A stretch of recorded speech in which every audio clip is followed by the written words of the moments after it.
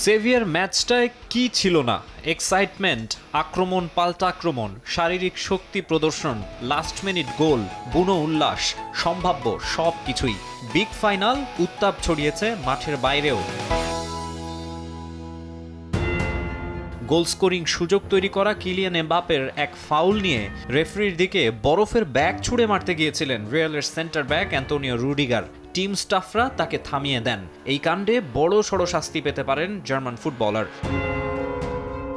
Article 101 অনুযায়ী এটি mild violence, যে জন্য 4 থেকে সর্বোচ্চ 12 ম্যাচের সাসপেনশনের মুখেও পড়তে হতে পারে রুডিগারকে। স্টাফরা প্রতিহত না করলে আরও বিপদ ডেকে আনতে পারতেন তিনি। রেফারিকে অ্যাসল্টের দায়ে নিষিদ্ধ হতে পারতেন 3 মাস, এমনকি 6 মাসও।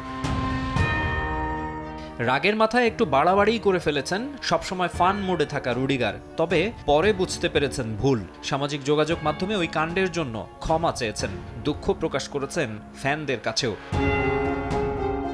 শুধু রুডিগার নন, শাস্তির আশঙ্কায় জুড বেলিংহ্যামও। ম্যাচের হাফ টাইমে টানেলে তাকে বলতে শোনা যায় সব সিদ্ধান্ত বার্সেলোনার পক্ষে যাচ্ছে। ওখানেই থেমে থাকেননি, পরে রেফারির দিকে তেড়ে যাওয়ার মতো কাণ্ডও ঘটিয়েছেন, যে কারণে কার্ড দেখে মাঠ ছাড়তে হয় এই ইংলিশ ফরওয়ার্ডেরও। রিয়াল মাদ্রিদ শিবিরে এই ফ্রাস্ট্রেশন অস্বাভাবিক নয়, তবে বিপরীত চিত্র বার্সেলোনায়, বিশেষ করে তাদের কোচ হ্যান্সি ফ্লিকের ক্ষেত্রে। বছরখানেক আগে কেবল একটা ব্যাগ নিয়েই কাতালুনিয়ায় হাজির হয়েছিলেন। ওই ব্যাগেই এখন 2টা ট্রফি, লা লিগা ও চ্যাম্পিয়ন্স লিগ শিরোপা জয়েরও বিরাট সুযোগ রয়েছে জার্মান কোচের সামনে।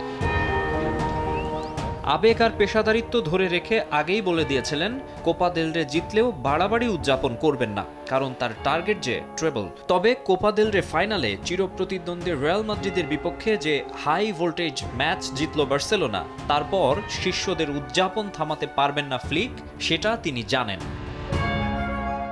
মাকসুম আলম খান, সময় সংবাদ।